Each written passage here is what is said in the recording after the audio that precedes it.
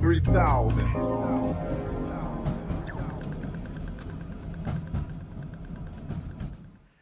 What is doing? My name is Maloney. This is the 3000 podcast. I'm joined today by an MC, originally from Perth, but now residing in Melbourne. Split figure. Thanks for coming, man. Cheers for having me, bro. Appreciate it. Can I get you to bring the mic a little bit closer? Yeah, bro, yeah. I'm going to sit forward a bit more for you. There you go. Is that all right? Yeah, man. So you're here in Melbourne now. Yeah, bro, But yeah. how long have you been here for? Fuck. Almost like a year now, eh? September last year I drove over. Yep.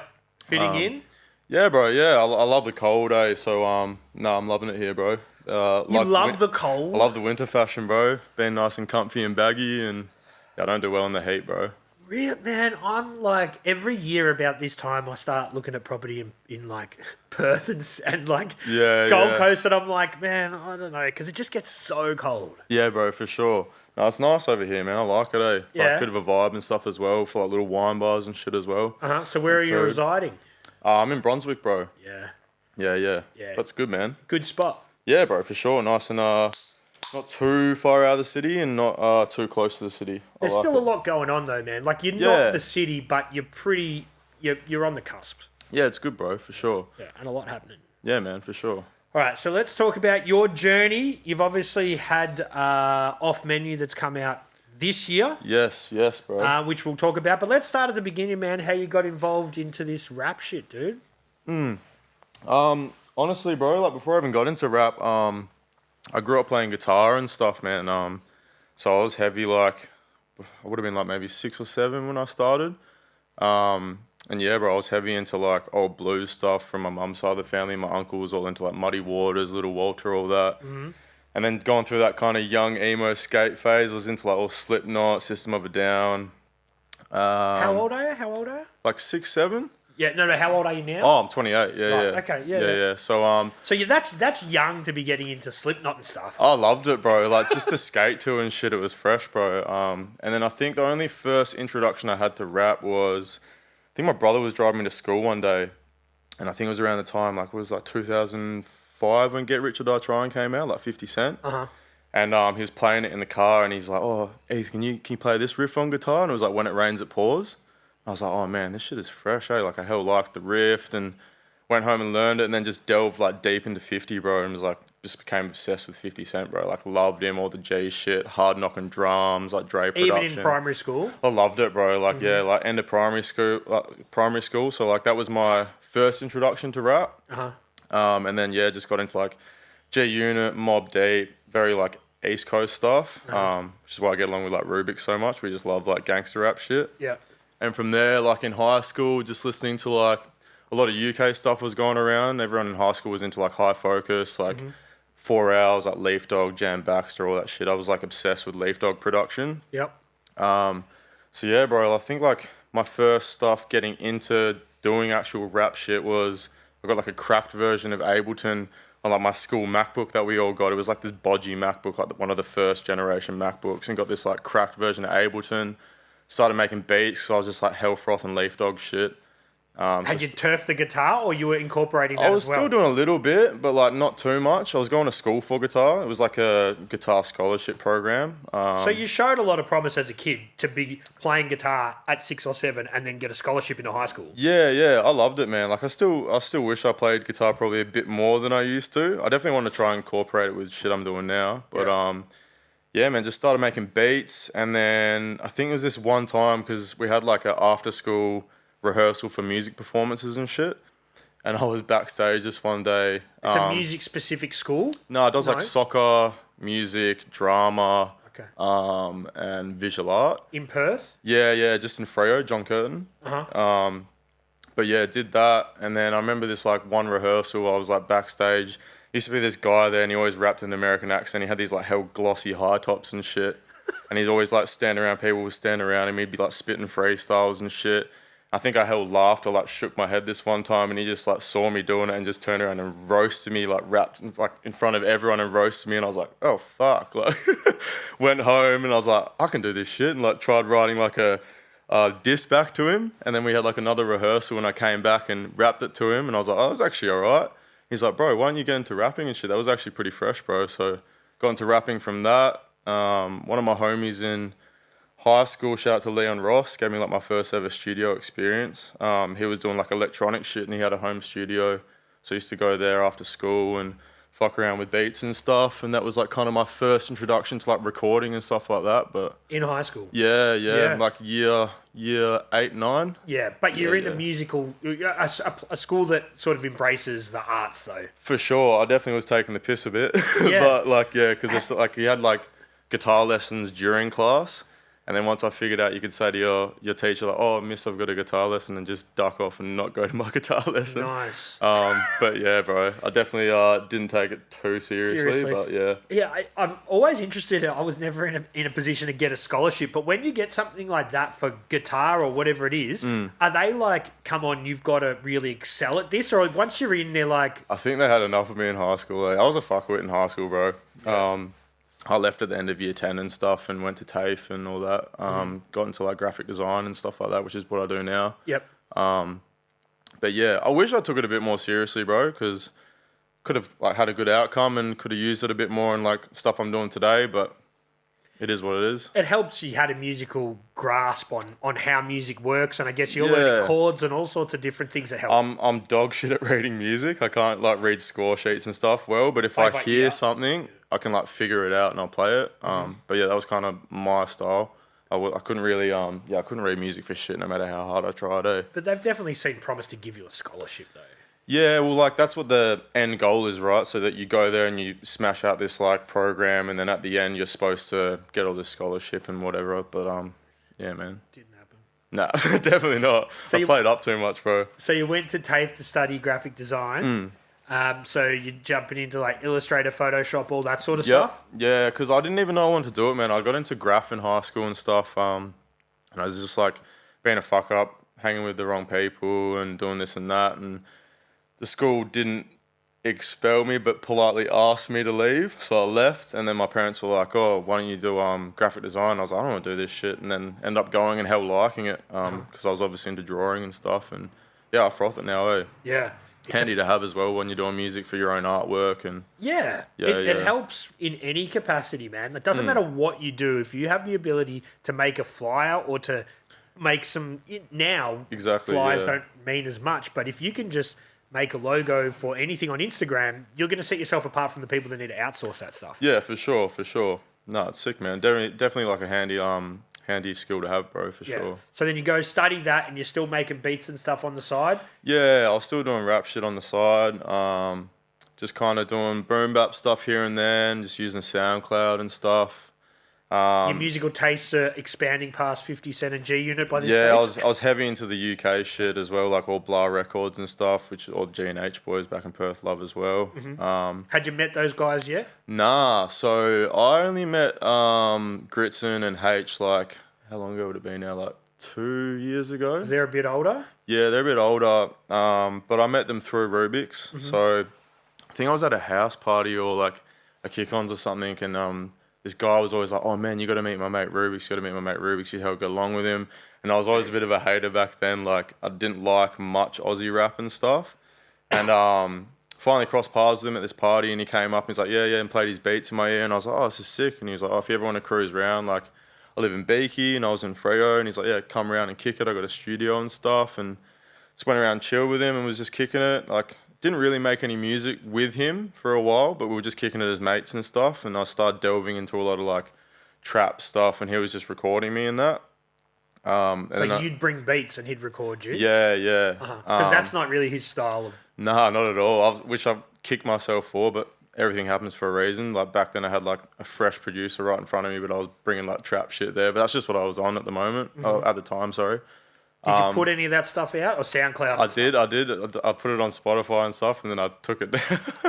That often happens with younger artists because everyone matures and like. Did you have a different name then as well? No, same name. But it just doesn't reflect who you are now. Nah, not at all. I was just taking heaps of drugs and just doing that, and like if I looked back on it when I kind of matured and took a break from it, and I was like, oh, this isn't me, bro. Like, took it down. And I had a break for literally about 5 years or something. But still doing your design stuff? Yeah, still doing design. And then I remember I went to Rubics this one day, and he just made this one beat, and it was like a boom bap beat. And I just like chucked a verse on it or whatever, and then he was like, "Oh, Gritson and H like heard your verse. I reckon like shit's fresh." And I was like, "Oh yeah, true." Because we'd like never crossed paths. I'd like heard about them, but when I was there, they weren't there. When they were there, I wasn't there.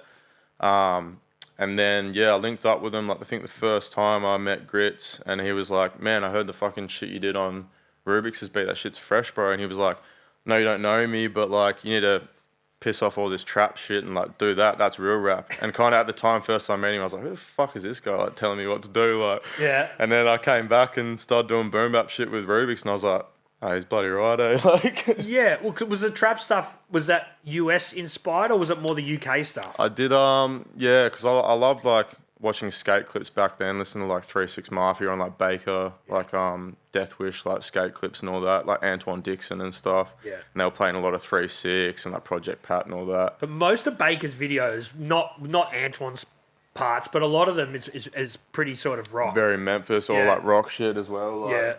But yeah, that's how I got into a lot of trap shit, and I love that stuff for a period. I still don't mind it, but I feel these days it just doesn't have much like substance or flavor to it. I feel like it's all the same shit, man. Just like turn up stuff that sounds good live when you're fucked up. Yeah. But that's what it is. yeah, exactly. But each to their own. But like, I just went through that phase and pretty much got brought back on boom bap shit because I was stuck after I stopped like taking heaps of drugs and stuff. When I was doing trap stuff, I was like, what do I rap about? Like, I don't know what to rap about. Like, I'm not really doing this shit anymore. Mm-hmm. And I had this big break and just kind of felt like I was in a rut. And then Rubics was legit just like, bro, you love cooking and stuff. Like, just rap about fresh shit. And I was like, all right. So we started with like the Pinot Grigio was our first track we did, which is on Off Menu. That kind of started the whole album. And we originally were just going to do it as a single. And then Grits and H heard it and they were like, bro, this is fresh. Like, you should do an EP of this shit. So I was like, oh, yeah. And then kind of got this like food wine premise, and obviously like Action Bronson and Sunny Jim and Rock Marciano and all that shit do that. And I was like, oh, let's just do an album of this shit. And yeah, that's where it started. It all started from Pinot. Yeah. So because listening to it to Off Menu, that some of the lyrical content is similar to like an Action Bronson, but the style of delivery is not at all. Yeah. So it's more laid back, like it's but very chill. Yeah, very chill.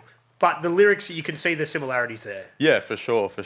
I love it, man. I just incorporated, like, I'm a massive NBA nerd and stuff, and love a bit of pop culture referencing and stuff, same as, like, what Grits does. Man, even for someone who's only in their 20s, right? You've got some pop culture references in there that are pretty deep. For someone like me in my 40s, there's some Seinfeld references in there. Oh, bro. Seinfeld in my family. Massive, bro. Like, grew up on that shit, like, trips down south with box set of Seinfeld and The Castle and stuff. Yeah.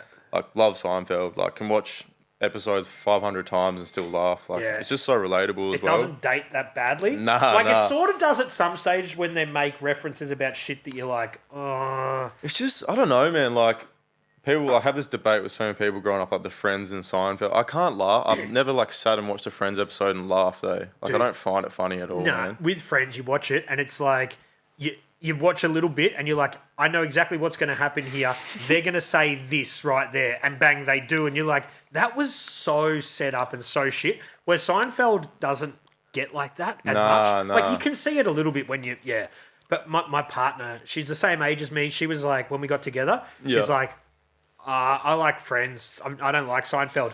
And I turned her around now. Yeah, she will not watch Friends at all, and she's always watching Seinfeld. Yeah. I want her over. Seinfeld's so good. Like, Larry David's writing's like so good. Even like Curb Your Enthusiasm and stuff. Love all that shit, man. Yeah. It's so good. My mates send me little Seinfeld clips all the time. My mate sent me one yesterday. It's like, he's like, Jerry, it's a write-off. And he's like, what do you mean a write-off? He goes, you don't even know what a write-off is. He goes, I don't, but they do. And they're the ones who write it off. And it's like, how do you think of that? That's not a Friends joke. That's a fucking joke. It's so good, man. I fucking love it, eh? Yeah. I've actually sort of... it's me being pretty old, but I don't think I've ever watched a sitcom since then. Like, I think that was it for me. Like, I don't get into any of that shit. The only sitcom I reckon I like that holds up very well is That 70s Show. Is it good? Is it? That holds up. I do like that. I'm watching that at the moment, like re-binging because I've run out of shit to watch. But Yeah, that holds up as well. Yeah, they did a spin-off of that. That 90s show or something? I think they did, and then they tried that 80s show too. Oh, no, I'm not doing it, bro. And then I think recently they tried to do a new one where the kids with the parents or something. Nah. Yeah, spin-offs, man. Sometimes you should just let things like die and be dead. That's one of the beauties of Seinfeld is they haven't fucked with it. Yeah. No, it's always held up, bro. I fucking love it, man. I watched it probably like front to back, like maybe 500 times. Love it, man. Yeah. Still laugh as hard as the first time I've watched it. Or like a fine wine, it kind of ages. Like you know what's coming, so you laugh earlier. I think as I got older as well, because when I was really young, I probably didn't understand a lot of it. Yeah, the relationship dynamics and stuff. Yeah. The relationship dynamics and like you can't relate to some of that stuff when you're a kid. Nah. Even just the social awkwardness of like this person's going to kiss me hello, but I don't want to do that. It's just day-to-day shit that you're like, oh, that happened to me. Like. Yeah. And then, man, anyway, we could talk about that for hours. We probably shouldn't. Oh, don't get me waffling on about it, bro. Anyway, so Gritson gets in your ear. He's like, nah, this is a thing. You start to think, all right, well, this has got a food, wine, kind of chilled back vibe. I'm going to try and make a full album out of it. Yeah. And Rubics was down. Yeah, Rubics was real down. So, like, we sat there pretty much, I think, every track besides one, I think. And we sat there, went for vinyl digs together and sat there and chopped it up together. I'm nowhere near on the tier of he is on making beats, but, like, just to have a kind of an understanding. We both hear a sample the same. We hear something when we're on a record and he's like, oh, yeah, that. And I'm like, yeah, like he already knows, bro. Like, yeah, man. Like, sat there and made pretty much every track together. So you've been digging for records though for a while. Yeah. I got like a little collection. Adrian's got a lot of my stuff for all the records we digged for Off Menu, and he dug up a few that he had like stashed in the vault and stuff. But yeah, man, it was real. It's very special to us, like to sit there and make it together as well. And it was just before I moved here as well. Like we legit finalized the track listing and the recording legit the night before I drove over here. So, and we kind of sat back and yeah, it was a very emotional time before I moved over. You had plenty of time to listen on the drive over? Oh yeah. He gave me a rough bounce out of just the album front to back. I just downloaded it because some places you drive, you obviously out of service and stuff. So just kind of gave it a listen on the drive over, listened to it front to back a lot of times, just put notes down for it and stuff. And then when you get back to somewhere, you can say, hey man, track 5. Yeah. But nah, it was, it came out sweet, bro. Rubics absolutely like murdered the production as per usual, bro. But yeah, man, super happy with it, man. I gave him a stack of records that I had from samples and stuff to take back. He was saying. So, and I've done that to him and with Dolph Jones the other day, and he sent me some loops that he's pulled out of there. I don't know if these records are any good, but when I was dabbling in production, I bought so many records that were just cheap. I'm like, looks like there might be something cool on them. Yeah. So now when producers come, I'm like, take a bunch of them and see what you can cook up. Yeah, sick, bro. Yeah, I'm glad they're finally getting used for something. Yeah, exactly, bro. Exactly. So the drive over, did you do that by yourself? Nah, I went with one of my homies, Cam, who doesn't drive and doesn't have a license. Dude. Yeah, so we pumped it in 3 days. Like we, I think I slept at the first stop. How many hours is it, really? I can't even remember, bro. We realistically, if we stopped like reasonably and had like good sleep time, it should have taken us like 4.5 days if I was just driving myself. But if you're with 2 people and you pump it, you can do it in 3 days. But like, yeah, I drove solo. I think the first stop I slept for like 45 minutes, and then the next stop at Eucla slept for like 3 to 4 hours, and then the last stop slept for like half an hour in Adelaide. Got tattooed in my car. Oh, really? By who? My mate is a tattoo artist. Oh, in your car, though? Yeah, we made it sanitary, of course, but yeah, like set it up and yeah, just in someone's cul-de-sac in Adelaide, just off the freeway.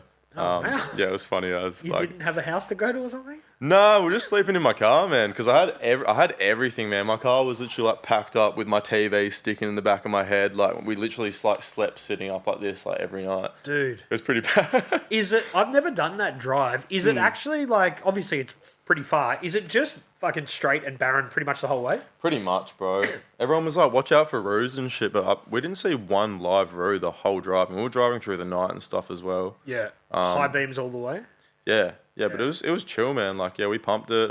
Can you fuck it up so if you don't get petrol at the right spot, you can conk it out? You can, but like usually like heaps of servo stops you go past, they'll give you like these little post-it note printouts and it tells you how far each town is, and they're like, oh, I recommend you fill up here, and you're just like, oh yeah, sweet. Like, usually pretty sweet. Like as long as you're not a full idiot. Like It's crazy though, man. It's probably it's not the longest, but it's the longest, probably most driven route around. Oh, for sure. From Perth to Melbourne. Like, I'm sure there's more remote ones, but people don't do them as much as that one. Yeah. No, it was sweet. It was good to do the drive. I've only done it, I think, like once before when Freo got in the grand final. Oh, yeah. I was a lot young. I didn't do the drive, but my brother and his mates got like a Winnebago. We drove over when they got into the grand final. They played Hawthorn. Yeah. I remember that. Tough memories. We were sitting on the 50-metre arc. I had like my full face painted and shit, and we got pumped. Full choked it, and then you would have been young then, man. That was like 2014 or something. Yeah, I was young. Yeah. It was pretty funny. Like I wanted to drink piss with my brother and stuff. The only way they were letting me drink was like you can drink, but you're only having warm beer. So like, so I was like taking warm VB cans and EMU exports, and then the whole drive home I was so hungover. I was like yakking in bushes on the Great Australian Bike. They're like kicking me in bushes while I was yakking and shit. Dude.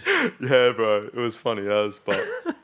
Yeah, man. That's the only other time I've driven over, and it was a very depressing trip back for sure. You've done them two different ways. One way when you had to drive the whole way, and one way when you couldn't drive the whole way. Yeah. No, it was good, bro. It was a good drive, but I wish I kind of wasn't as rushed, and I got to stop off at some spots. Is there and stuff appreciate to it see? more. You can stop off at the Bight and stuff, and you can kind of do a couple detours and check out some landmarks and all that. But we just pumped it. I was like kind of pushing it for time. Yeah. So we just like got there. Yeah.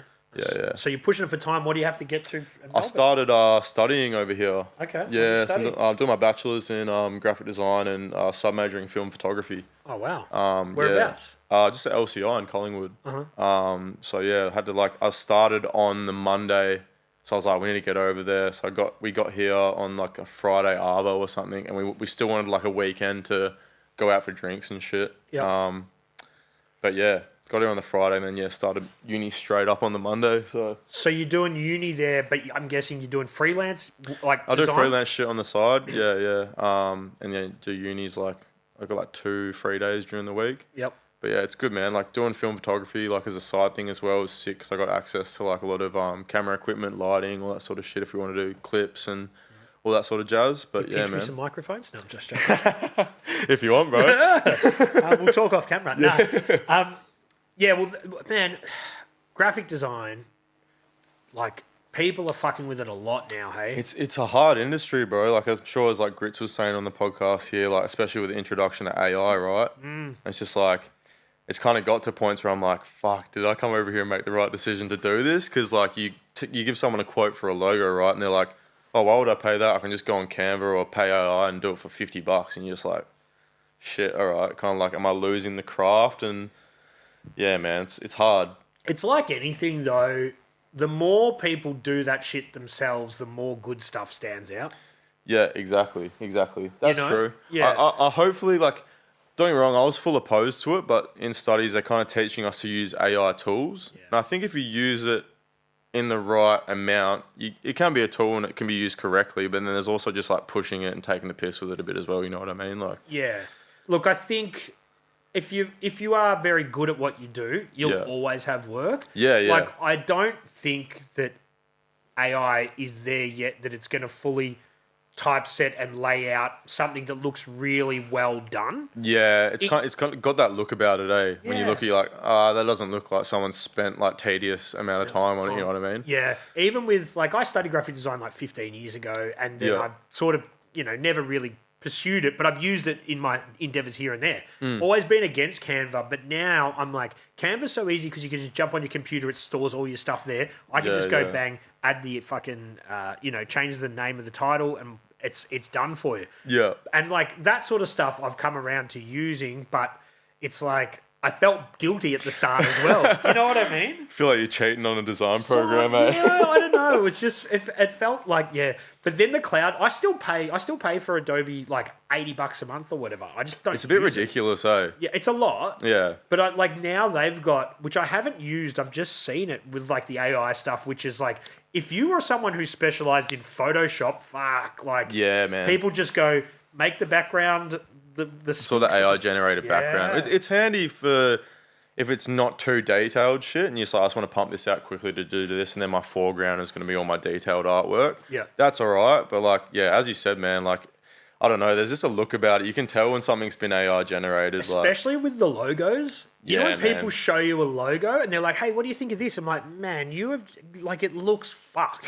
Like, I'll say that to people. I'm like, they're like, how do you know it's AI? I'm like, because these lines don't meet up and that thing, yeah, it's just, Yeah. you can, and you know there's no conceptual nature to it. People Nah. have just gone burger with the name Cool Burgers in it or something, you know what I mean? Yeah, legit, And bro. it's just Nah, like, for looks sure. cool. So what kind of design do you specialise in? I mainly just do like cover art and more so digital stuff, very like clean cut, sleek looking shit. Like I did all the cover art for Off Menu and stuff, Yep.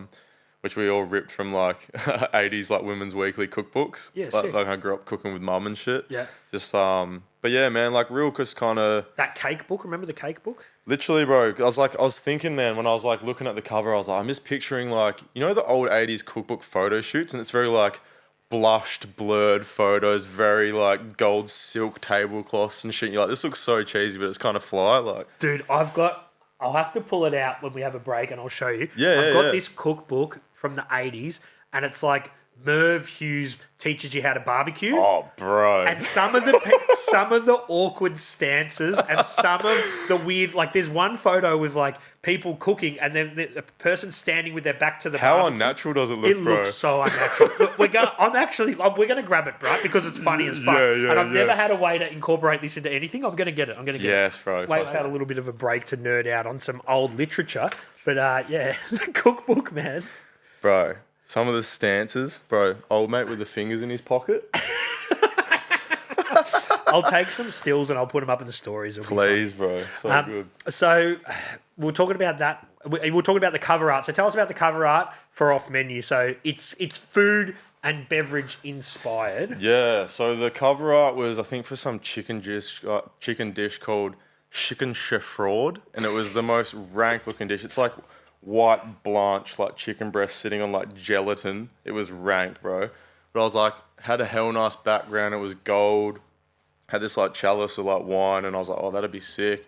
So like photoshopped that out, jazzed up the platter and put the SP, like Rubics' SP on it, which is what we made all the beats on for the project. So it's a legit old SP12. Yeah, SP 404 that he uses.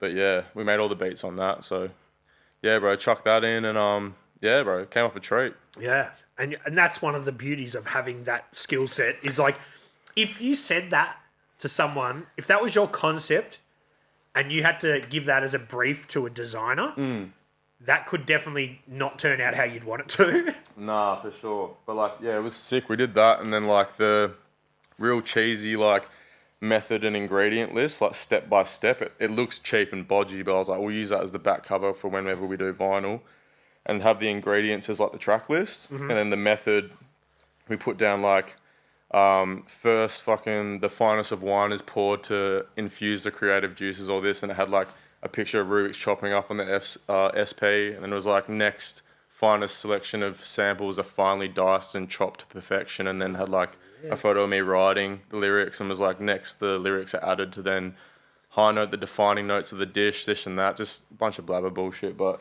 just to add a little aesthetic to it. It works. Yeah, it came up sick, man. So what's next on the? You mentioned that you're working with Coloured. Is it Coloured Noise? Yeah, Coloured Noise over in Sydney. So You can leave your drink on the table if you want. Man. Is that chill? Yeah, of course. I Just didn't. put I it wasn't sure. But Put like it on the that side so it doesn't yeah. focus on it. Yeah. Yeah, he hit me up when I first came over here and dropped Off Menu. We dropped like the clip for Pino. Shout out to Sargon who shot the clip. He absolutely killed that shit. But yeah, he like replied to the trailer snippet I put up, and he was like, "Yo, this is fresh. Like, where are you from?" And I was like, "Oh, I'm from Perth, but living in Melbourne now."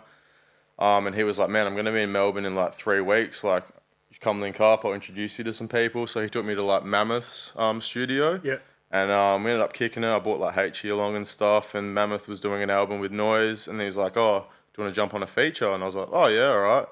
So I jumped on that. And then yeah, it's ended up hitting it off with Noise like really well. He's pretty much like the exact same person as Rubiks, man. Like they're both like got Italian in them. Like they're both almost 40 but look like they're 25 type of guys. Like yeah, bro. So yeah, hit it off with him straight away, and yeah, we just like started talking and kind of went from there. And he obviously wanted to work a bit more, so now we're working on a couple things at the moment. Got a track that's like dropping today. Well, if this podcast comes out in a bit, it'll be already out. It was out. It's a couple of weeks ago, but yeah, that was good. Yeah. But yeah, like. And that's on all the streaming platforms? Yep, yeah. So that's with Timos, and we're gonna do. That's like. The first track we got for a project we're doing. Very kind of club banger, 50 Cent inspired, like hard knocking shit. All right. And then I'm doing. How'd you link up with him? Just through Noise, man. Noise is well connected with. Because he's from Queensland, isn't he? Timos. He's from Brizzy. Brizzy, yeah. But yeah, Noise has just been in the game for years as well, kind of like Rubics, and just well connected with everyone. And yeah, he's just kind of the mediator and just like tease everyone up with each other. And yeah, bro. Yeah, man. So aside from doing music, and like everyone does it, everyone knows that this rap stuff doesn't pay the bills. Definitely not.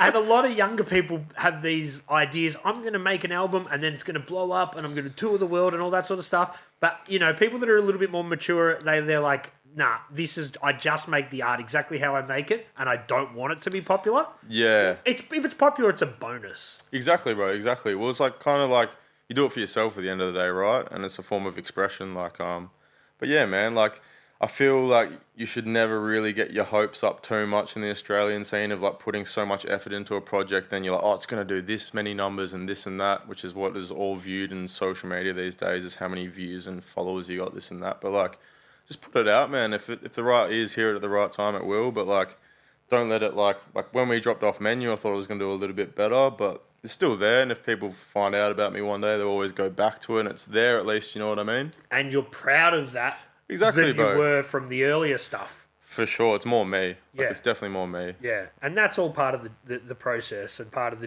the maturity of an artist, I guess. Yeah, that's it, bro. For sure. Because like, people put out stuff and they're like, okay, I've done that. It's mine. It's finished. I move on, which you did with the early stuff. But then you're like, that doesn't reflect me. Do you think that in 10 years' time you'll be happy with Off Menu and it will reflect you? I think so. Yeah, cool. Yeah. Like, I don't know, bro. Are you approaching it differently now than you were then, though? Very much so, man. There you go, yeah. Like, I'm not a staunch person, bro. I'm a big nerd, bro. Like, at the end of the day, like, I like having a laugh and shit. And yeah, man, it's just very, very chill. It's not really like in your face. It's just held kickback. But yeah, man, it's definitely more me than my old shit for sure. Yeah. That's just growing up, man. You know what I mean? I don't generally eat until like 1 o'clock. Yeah. But I'm listening to your record this morning, man. I'm getting hungry, dude. I'm like I'm doing dry July, so I can't drink. And then it's all about drinking and food. And I'm like, I probably should have listened to this not in the morning. It's more of an evening sort of. I feel like it's a very Sunday evening, few fucking wines, nice little cook up at home with a few close homies. Like, it's just very chill. It's like good background music, like if you're just having like a little dinner party type shit. Yeah. Just very chill. But yeah, man. Get on your 80s decor and get on all that sort of stuff and chuck it on, man. Yeah. Get your old velvet gown out, smoke a cigar. Dude, that'd be a good clip idea for you guys, just wearing some full cheesy 80s sort of get-ups and stuff and having like a dinner party. It'd be crack up, eh? Yeah. Yeah, man. No, I love all that shit, man. It's like, I feel like that shit's a bit timeless. It's like the same with real rap and boom bap. Like, that's the only genre of like hip-hop that's always just held up, you know what I mean? Like, you go back and listen to shit from the 90s and 80s, that's real rap, and it's like still stands strong to today, you know what I mean? Yeah. It has, like, it's interesting now, though, because people are taking the newer, more modern rap into the boom bap stuff. So, like, when there was, like, single syllable and double syllable rhyme patterns to that boom bap, people are now going and doing that 4 different rhyme patterns in the one sort of boom bap thing. Yeah, for sure. And giving it fresh flavour. Yeah, man. There's always like taking elements of new shit and, you know, influencing it. And yeah, I definitely have some of my trap elements I used to do, like incorporated to the stuff I do now, like kind of singy, catchy hooks and all that sort of shit. Like, that's what I loved about 50, bro. Like, just hell steezing on beats and just like not full singing, but like kind of harmonic hooks that just get stuck in your head. You know what I mean? That's what I loved about him, bro. Like, yeah, he did. When he did come out, like other people were doing it, but it was very much the rappers, if they were going to do a commercial song, they would get a female to sing a hook. Exactly. Or you would get an old funk sample and speed it Use up that and do as the the hook. chipmunk thing. Exactly, yeah. And yeah. he was sort of like, I'm going to do the hook and just do it like this. And So fresh, bro. So fresh. I love it, man. Like, 50 is my favourite rapper for sure, bro. I love it, bro. Still to this day. Yeah, man. I love it, man. I can go back and listen to his shit and always just be like, puts me in the best mode. I love 50, bro. Really? Yeah, Wow. man. Yeah, it's funny because I feel like I'm a bit older, so I listened to a lot of rap before I hear 50 Cent, and I did like it was cool and stuff at the time, but it doesn't have that impact on me that it does. I think for someone who's a bit younger. Yeah, fair. Do you know what I mean? Like it just sort of passes. You know what I mean? Yeah, I feel that. Yeah. I love it, bro. Even like I took like just before I moved here, he came for that final lap tour, and my brother like came over from New Zealand with his wife and stuff to link up with us, and I was like, oh, I'm gonna get like me and my brother like tickets VIP to go see 50, and I was like, yeah, I got us tickets, and he was like, oh yeah, sick, and like he still held up, he killed it live, like it was such a sick show, like Yeah. I love that shit, man. And it just like feels nostalgic for me, like that's when I got introduced to hip hop, obviously, so it takes me back, man. I love that shit, man. Yeah. And I don't think anyone's been more successful coming out of hip hop than him from a business sense. And he's just stayed true the whole time, and he's just got the whole fuck you attitude. Like, if you don't like what I'm doing, whatever. And he still trolls people, man. Still trolls people. Don't get into beef with 50, bro. He just roasts you online, eh? It's because I think he knows that he doesn't have anything that they can really dig up on him because he's always just been so true. Yeah. So he's like, all right, let's have a game of call each other out. Exactly, bro. Nah. Fucking frost it. Remember when he was like going head to head with Mayweather? Oh, shit. Right? Telling him they you were can't doing read the and shit. the ice bucket challenge. He's like, fuck the bucket of ice. And he just throws it. He like dares I him. want you to read Cat in the Hat. Yeah, I think it's like a page of Harry Potter or something. But all that sort of stuff is spot on. Man, he was way ahead of his time. I think for one of his albums, he accepted Bitcoin. Yeah, that's right. He accepted Bitcoin, and I think a few people bought one of the albums for a couple of Bitcoin. He forgot about it, and then he realised he had another 10 million bucks that he didn't know he had. He's crack up, man. I love 50. You can't hate on 50, man. Anyone says I hate 50, I'm like, nah, there's something wrong with you, mate. What about the movie? Did you like the movie? I liked it. It's cheesy. I've seen it a fair few times, but like you go back and you look on some like scenes of it, you're like, oh, that was a bit cheesy. But it was the time, bro. It was early 2000s, like, you know what I mean? I feel like out of all the rap movies, I feel like it's the best one. I feel like Notorious was okay. The Tupac movie sucked. Oh, so bad. I went to see it. I was over in Sydney actually with a mate, and we went to go see it in a cinema, and so many people got up and left, eh? They were like appalled with it, eh? Yeah. I've got a vintage car that I don't drive anymore because I've got a son. But when I did, and it was early days with my partner, and whoever was promoting it was like, "Oh, you've got an old car. It was a drive-in at Coburg, and it's like that's when it was still there. Can you come to the premiere of the Tupac movie? But you got to drive your old car." So I'm like, okay, this is cool. You know, there was all lowriders and shit like that. Yeah. Which I don't have a lowrider, but I just got an old car. Yeah.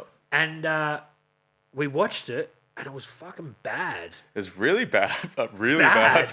Yeah, and because there was so many old cars there, you couldn't get out. So we couldn't even leave if you wanted to. All boxing, literally. And what I thought about it, I'm like, all right, maybe it's just the surroundings. Maybe I'm not really. So I tried to watch it again, and it's bad.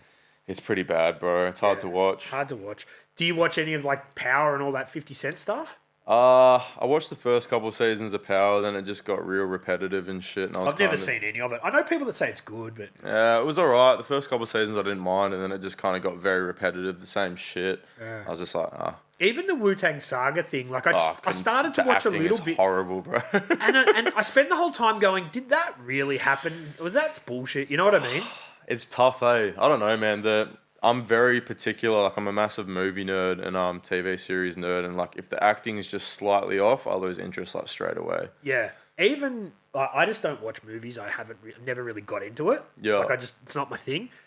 But even when I see lighting too perfect and that sort of thing, it removes me from the, you know? Yeah, I know what you mean. It's just little things, eh? It just puts you off. But yeah, I'm very particular and picky with that sort of shit. I tried to watch it, but sometimes you see stuff and you're like, the subject matter alone should make me interested, and when it doesn't, I'm like, I'm not interested. Yeah. I'm hell ADHD with that shit as well. So if it doesn't captivate me like quickly, like I lose interest, end up on my phone or. Yeah. But yeah, man. That's it in this day and age. I think a lot of people are watching Netflix and they're scrolling their phone as well. So they're not really paying attention. Yeah, for sure. What movies are like, what's a classic movie? If you're going to come around here and we're going to have a few beers and watch a movie, what are you going to bring around, man? Fuck, that's hard. What genre are we talking? Well, it's up to you. I like psychological thrillers and like crime movies and horror and stuff. I'm a massive horror buff. Man, that's hard, eh? Prisoners is like a real good modern movie with like Hugh Jackman and Jake Gyllenhaal. That's a real good movie. Like recent? Yeah, it was like 2000 and... When was that? 2010 or something? Maybe a bit later. I could be wrong. Yep. That's a really good movie. Prisoners, really good movie. Like about like kidnapping sort of thing. Love old school crime shit, like Departed, with like Leo and stuff. But yeah, man, that's hard. It's I always get asked this question. Someone will be like, "Oh yeah, if you're like a movie buff, what's your top 3 movies?" And I'm like, I can't answer that. but that's hard. It's like asking depends somebody. what mood I'm in. Yeah, like, you know what I mean. It's like, also with the album. Like, what's your favorite albums? You're like, yeah, it's too hard, man. It is too hard. There's so many options, especially like. But yeah, I'd say the majority category I love is like horror, like psychological thriller and crime stuff. Like I love that. Yeah. Yeah. Man, not to rub it in, but that's also AI is coming for that fucking industry too. Yeah, man. Yeah, it's nuts, eh? But like, man, like I like that. There's like this directing company that obviously everyone knows about now. It's pretty popular. A24 Cinema, like directing companies, and they're doing all these like real horror, gritty, like Aussie horror films, which is sick. Like I went and saw that new Bring It Back movie. They did like. Are these are guys from Adelaide? I think so. Yeah, they did like Talk to Me and They're stuff. brothers. Yeah. Like that's cool. Like I like they're bringing out a lot of Aussie stuff. I feel like the Aussie horrors hit a lot harder. Yeah. They're just real grimy and just real cutthroat and just like, I don't know, American stuff can just be a bit cheesy at times but yeah, man. Yeah, I think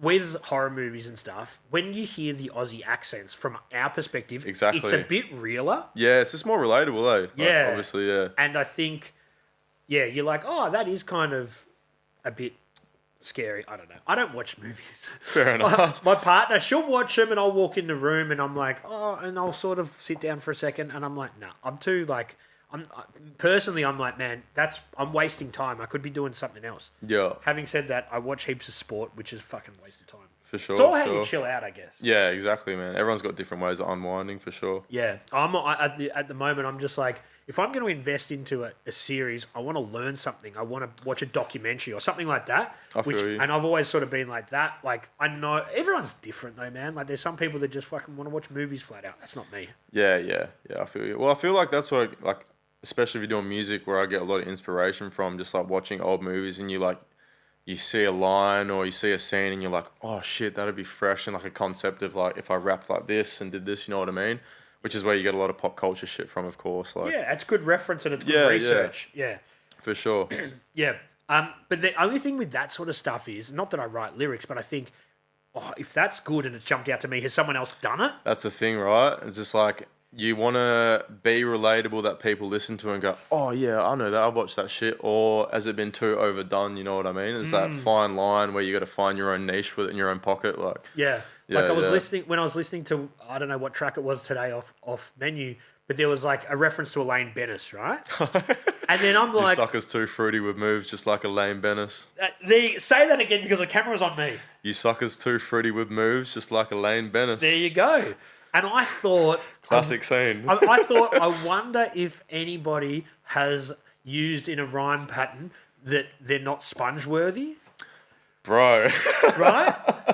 And then I was driving here to the studio when I heard that Elaine Bennis, and I'm like, Yeah. sponge worthy, 130, done dirty. I'm thinking of this stuff, and I'm like, I wonder if anyone's done that. It's the same as like what they got for the intro for obviously the nod to the soup Nazi, no soup for you. And the intro is like, I know you want to be wrapped in this velvet just like a stanza. If you ain't crew, a clear sign to the field that I can't stand you. Yeah. It's just like love that scene. He's just like, Jerry, I want to be wrapped in velvet. And he comes in the full, like, George comes in the full, like, velour tracksuit.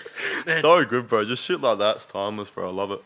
Should do like a full Seinfeld concept EP. That'd be mad. Yeah, that could be mad for sure. Yeah. Yeah.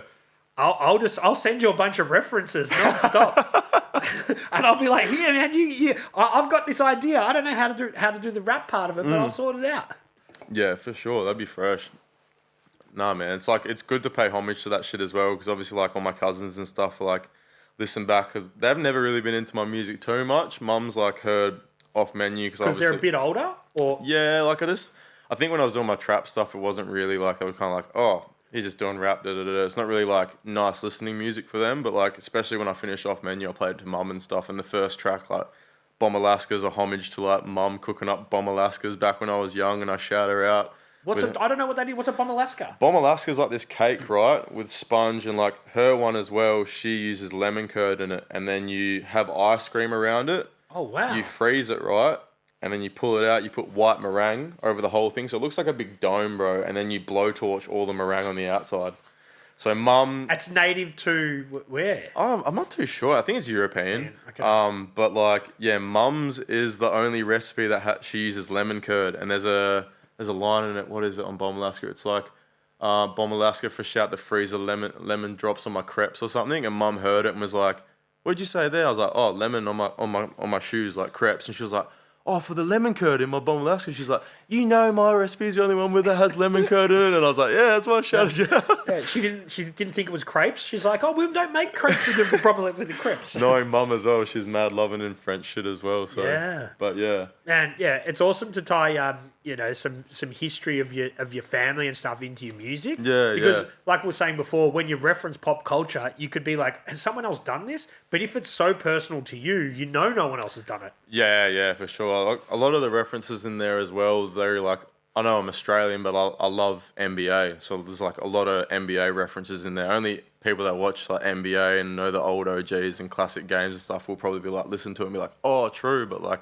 a lot of people that don't watch NBA, like grits, will be like, what the fuck was that line there for? And I have to explain it to him. Same as he does to me, bro. He'll come up with lines. I'm like, oh, what did you mean there? Then he'll explain it to me. I'm like, oh, true. Like, so your stuff's NBA, but what's he putting out that you're not getting? He's obviously from the UK and stuff, so very old, like, that's why we get along as well, a lot of British humour and stuff, but some of his, like, double metaphors and stuff he puts in bars, like, I listen to him, I'm like, man, it's actually nuts. It takes me, like, 4 or 5 times to listen to it, and then I'll get it. Like, he's nuts with his pop culture references, bro. Like, Yeah. I think that's why we get along a lot. We've got the same sort of rapping style, almost, like, very, like, double meanings to lines and that sort of shit. Yeah. But, yeah, bro. The NBA, man, like I'm of a kid of, I watched it 90s, 2000s, that classic sort of period, and then I dropped off. And I've tapped back in recently. Yeah. And it's fucking hard to watch a bit, man. Really? Because it's just shooting threes and shooting threes and shooting threes. Curry changed the game for that shit. Big time. It's not more so like drive to the paint and be more athletic and aggressive, you know what I mean? It's very more so now they've literally just got players on the team that just have a spot up corner three, you know what I mean? And tall dudes are shooting too. It's right? nuts, man. Like all these European players that are coming in now. Wembanyama being 7'4", who can dribble and shoot a three. You're like, it's nuts, eh? He's moving like he's 6'1", man. It's nuts. Yeah, like crazy. Yeah, it's pretty crazy, man. It's just like it's interesting to watch now as well, but like all these young players coming up who are like 19, 20 and they're just like yamming it on big people, and it's just like it's exciting to watch. I like that it's very fast paced because I'm a bit ADHD with that stuff. So like if it's not captivating me and a lot of stuff going on, I lose interest. So like that's kind of what holds me into watching like NBA a fair bit. But someone like me that hasn't watched it for probably a good 15 or 20 years, the scoring is out of control now. Oh, right? it's nuts. Like it used to be, if you were scoring 110, you were winning. Yeah. Now it's like an old All-Star game where teams are scoring 160 and stuff. Yeah, it's nuts. It's kind of like, all right, the game has really changed. I used to be more of a purist, and I'd be like, nah, the rules are what they are. But I'd love to see like a dunk worth 3 points or something. You know what I mean? Okay. Well, yeah, okay, fair enough. Let's make it interesting again to the point that you're going to get like, okay, threes are threes, right? But everyone can score a three. Yeah. But if you dunk on someone in the paint, maybe that's worth 4. I feel like the refs got real soft now, like calling technical fouls for literally just like going like, oh, like this or whatever when a ref makes a call. It's very soft. The captain's challenge thing, that is slowing it down too much. And the way that now they're like, okay, they know they're not going to win the ball, but when they slow this down, they're going to pick up another foul that's in the... And you're like, that's fucked. That's what I mean. I guess the last, 2 minutes of the game, there's, 6 timeouts, so the last 2 minutes of the game goes for, 20 minutes, and it just gets drawn out. It you lose the momentum of the game a lot. Yeah, in the playoffs when it was on every day... Yeah. I had to, in the end, stop turning it on in the mornings. Yeah. Because it's 4.5 hours. It goes for a while, bro. And then I'm like, I was supposed to do stuff, and now I've got to go pick up my son because the day's over. Yeah. It sucks like that. You know what I mean? It can just suck your attention for so long. Oh, for sure, man. For sure. But I love that, I feel like basketball, man. The other day I was at the pub getting a few beers in before I had started my dry July. And on one of the football was on, but on one of the TVs with no sound, it had the top 10 plays of the year, but for all the different categories, like defense, offense, steals, blocks, blah, blah, blah, all this stuff, man. And the highlights are ridiculous. Yeah, it's sick, man. But they're few and far between because there's a lot of threes being jacked up. Oh, yeah, for sure, man. It's live and die by the three, you know what I mean? I'm a Celtics man, and it's just us in the playoffs, we'll either be the highest scoring 3-point team in the division, and then, we'll have an off night shooting and we just blow the whole game out, and, you're just watching, just drive the ball to the paint. What are you guys doing? And, we just full lose because we try to pop too many threes, you know what I mean? Yeah. It's hard to watch, but it's what the game is now. It sucks, but, it's sick going back and watching classic games and stuff. You watch the Christmas specials when LeBron was the Cavs going up against Curry and Clay, Golden State, and you're just man, this shit just holds up, and there's a different buzz about it, man. It's it's sick, bro. Yeah. I think I'm just going to next year just watch the highlights. Fair enough, bro. So I don't get sucked into all the games. You get to see the cool stuff and then watch the play. Because also, and not to be too fucking down on the whole thing, but in the regular season, they don't care. You know? Yeah, halfway through the regular season, they start taking it a bit more serious and shit. Yeah. But the next season's gonna be half me to watch. I swapped over to NBA as well, a fair bit more than AFL because obviously I go for Freo from Fremantle, and we've just been shit for years. And then obviously go for Boston. We got the chip last year, and then in the playoffs this year had Tatum do his Achilles. So next season we're gonna be pretty dog shit, I reckon. But on the Freo thing, at least you always win the derby though. Oh, yeah. Yeah, I mean, is that all we got to look forward to in the season? Where it's every season we're we're rebuilding. It's man, we've been saying this for 15 years. It's hard, but... Now that I think about it, because to be honest, I never really think about Fremantle too often, but now I think about it, probably is the team that's been in the competition the longest without having any success. Every other... It's been a long slog, bro. Well, when you think about it, Adelaide, Port Adelaide, obviously West Coast have won, Brisbane have won. Yeah. So it's been a long... Because I think you came in 96 or something like that. Yeah, it's my old man, and was originally a West Coast supporter. Then when Freo got introduced, they were living in Freo, they transitioned. But yeah, I think it was 96, 95 maybe. Yeah. I think. I could be wrong. And that's it, yeah. So that's 30 years. But you have made a grand final. It might be Gold Coast... Gold Coast have not made it that far. Don't get me started on the Eagles, mate. Hey... Don't get me started on the Eagles. Eagles, yeah. Only thing I like from Eagles is Ben Cousins, man. Love Ben Cousins. Yeah, he's a funny one, dude. Operator, bro. That dude has had more second chances than anybody. Absolutely. But when he was in his prime, bro, he was a gun. But he was on the crystal pistol. Bro. So, absolute weapon, bro. Serious operator, bro. Yeah.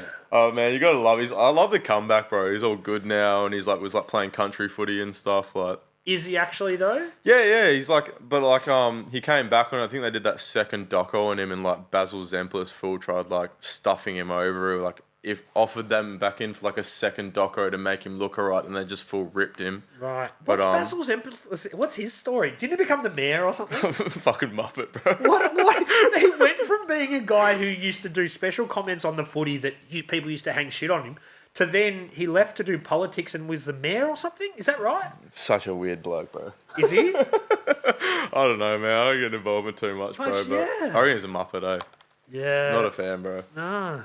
Old Basil.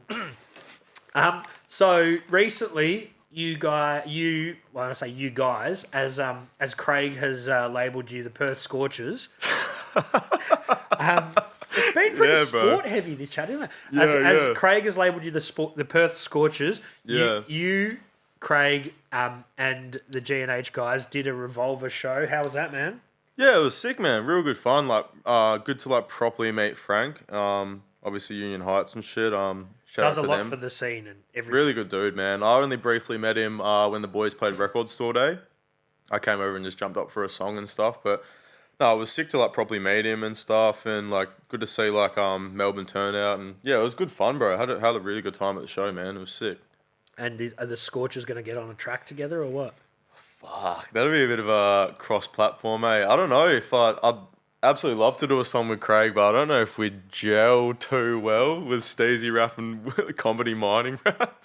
Yeah, it could work. I'm very interested to see where Craig takes his next record, which it's been a while, so we're waiting in anticipation. That bloke's an enigma, mate, I tell you. Yeah? Serious. You've got no insights for us? I can't speak too much. I'll get my head chopped off by Louis, mate. Oh, by Louis, the commissioner. The commissioner, mate. Yeah. Craig's always doing his thing, man. He's sick, bro. He's real unique, man, for sure. Best I've ever heard doing comedy rap in Australia, for sure. Yeah, and it's when we say it's comedy rap, but it's just good rap. If you didn't It's listen... really good. If you actually listen to his bars, like he's actually saying, like some of his lines and shit, you're just like, oh, that was actually fucking fire, bro. Yeah. So it is funny because you can listen to, if you're not, like there's two different ways you listen to music. You intently listen or you put it on in the background. Exactly. You can put that on in the background, and I've done it at my place, right? And have a barbecue. Dinner party in Craig. Yeah, I just put it on at my place and have a barbecue. Mates come over, have a few beers. Yeah. And they're just, because it sounds like it's just cool rap. Yeah. And then all of a sudden you'll hear something and people be like, what did he just say? You know what I mean? It catches you out. Because it's not comedic, but it's funny, if that makes sense. Well, it's nuts, bro, because before I moved over here, I did underground mining, like FIFO, for 3 years. Oh, wow. So when I got introduced to Craig, I was like hearing all the mining references. I was like, oh shit, like he's actually full showing this shit. And I was like showing the old boys up in the mines, like his Did bars. they get it? Yeah, man, they were loving it, eh? Like, and they don't like rap. And they were hearing all like the Borkside Bully shit, and they're like, man, this shit is fresh. Like, all the Newman references and all the high grade ore and all that. And it was crack up, bro, showing all the boys up there that. Yeah, no, I want to see you guys get on a track together. And also, he does all the production too. It's nuts, bro. He's literally like a very, very mysterious bloke, bro, but like multi-talented, man. He's sick, bro. Like, the way his brain operates, man, I'll never know. I don't think anyone will ever understand the way Craig's brain operates, but it's fucking good, bro. Yeah. Yeah, it comes out with some good shit for sure. Courage, respect. Oh, what is it? No, it doesn't stand for cockhead, nothing. Australia's insatiable greed. Good, man. He's good. He's good. So, as we get close to wrapping things up, man, do you want to tell us what else is on the horizon? You said that you've got more stuff in the work with Coloured Noise. Yeah, so we'll do a project together. So that's just in the works at the moment. We've got about 3 or 4 tracks almost done for it. And then, the track that will be out now, if everyone's watching, with Timos, we're going to do a little thing like a LP or EP together, like 5 tracks or so. Uh-huh. And then, hopefully get some shit cooking with Rubics as well. Start on number 2.